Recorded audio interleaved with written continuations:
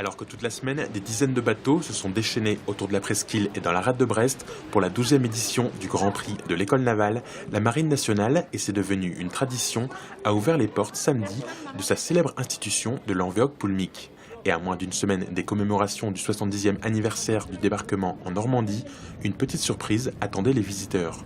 Casques d'époque des GI américains vissés sur la tête et guêtres aux pieds, ces militaires-là ne sont pas passés inaperçus. Des militaires un peu particuliers, collectionneurs mais retraités, gendarmes ou commerçants à la ville, et qui offrent à travers leur passion une plongée bien réelle dans notre histoire.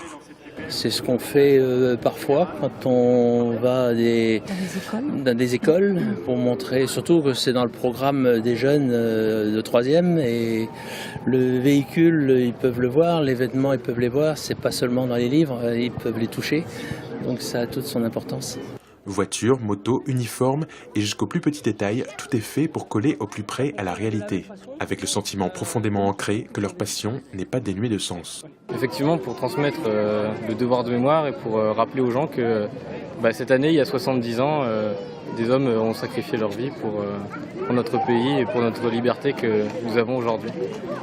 Comme de nombreux membres de l'association Bretagne 3945, Dominique et Gilbert seront sur les plages normandes le 6 juin, pour le plaisir d'exposer leur belle collection, mais surtout pour honorer la mémoire de ceux qui ont lutté.